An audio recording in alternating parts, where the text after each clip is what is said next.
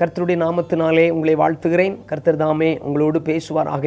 இந்த நாள் ஒரு வெற்றி நாளாக உங்களுக்கு மாற வேண்டும் என்று இயேசுவின் நாமத்தில் சொல்கிறேன்.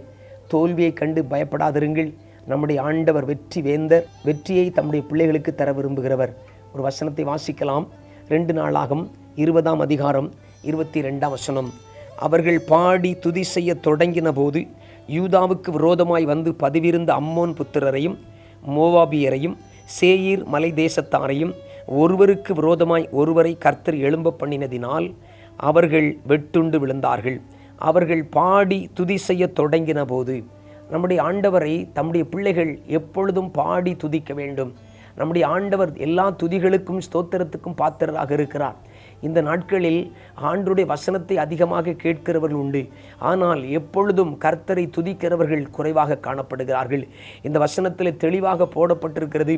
அவர்கள் பாடி துதி செய்ய தொடங்கின போது, நீங்கள் எப்பேற்பட்ட சூழ்நிலையில் இருந்தாலும், எப்படிப்பட்ட கவலை மத்தியில் இருந்தாலும், எப்படிப்பட்ட வியாதியின் காரியத்தில் நீங்கள் சூழ்ந்து ஒருவேளை சத்துரு உங்களை நிலை குலைய பண்ண வேண்டும் என்று சொல்லி பலவிதத்தில் உங்களை தாக்க நினைத்தாலும், வலது பக்கமும் இடது பக்கமும் மேலும் கீழும் முன்னும் பின்னும் உங்களுக்கு விரோதமாக எதிர்ப்புகள் வந்து நின்று உங்களை தள்ளிவிட வேண்டும், உங்களை அழித்து விட வேண்டும் என்று நினைத்தாலும், பொல்லாத சத்துரு மனிதர்களை ஏவிவிட்டு உங்களுக்கு விரோதமாக எத்தனை காரியங்களை செய்தாலும், நீங்களும் நானும் செய்ய வேண்டியது என்ன தெரியுமா?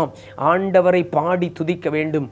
அவர்கள் பாடி துதி செய்ய தொடங்கின போது, ஆண்டவர் பாருங்கள், எப்பேற்பட்ட சூழ்நிலைக்கு வழியாக நாம் நடந்தாலும், நமக்கு விரோதமாய் வருகிற காரியங்களுக்கு மத்தியில் நம்முடைய தேவனை நோக்கி பார்க்க வேண்டும் என்று அவர் விரும்புகிறார். ஏனென்றால் நாம் அவருடைய பிள்ளைகளாக இருக்கிறோம். அவர் நம்முடைய தகப்பனாக இருக்கிறார். இந்த பூமிக்குரிய ஒரு தகப்பன் தாயை காட்டிலும் மேன்மையும் மகிமையுமானவர். 1000 மடங்கல்ல, கோடி மடங்கு மேன்மையானவர். அவரால் செய்யக்கூடாத அதிசயமான காரியம் ஒன்றுமில்லை. அவரால் எல்லாம் கூடும். வானத்தையும் பூமியையும் வார்த்தையினால் உண்டாக்கினவர். சகல நட்சத்திரங்களுக்கும் பேரிட்டு அழைக்கிறவர். அந்த ஆண்டவரை பாடி துதியுங்கள்.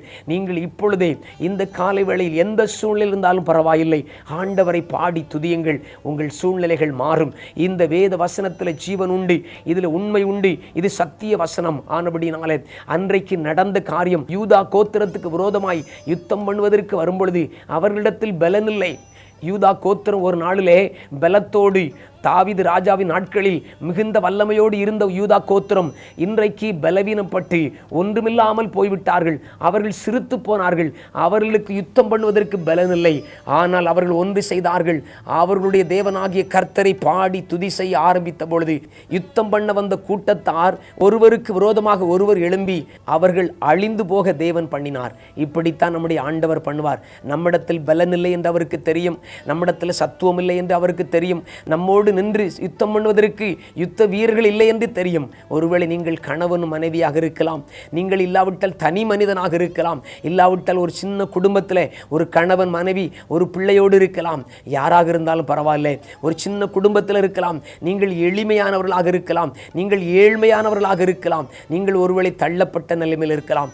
எப்பேற்பட்ட நிலைமையில் இருந்தாலும் தேவன் உங்களுக்காக ஒரு காரியத்தை செய்ய முடியும். அவரை பாடி துதியுங்கள். மனமகிழ்ச்சியோடு உள்ளத்தின் ஆழத்திலிருந்து பரிசுத்த ஆவியின் பலத்தோடு அவரை துதித்து பாடுங்கள். கர்த்தர் கதவுகளை திறப்பார். அடைக்கப்பட்ட கதவுகள் திறக்கும். உங்களுக்கு விரோதமாக யுத்தம் பண்ணுகிறவர்கள் வெட்கப்பட்டு போவார்கள். உங்களுக்கென்று வைத்திருக்கிற ஆசீர்வாதங்கள் தேவன் தருவார். தானியேல் ஆண்டவர் நோக்கி விண்ணப்பம் பண்ணினான், ஆண்டவரை துதித்தான்.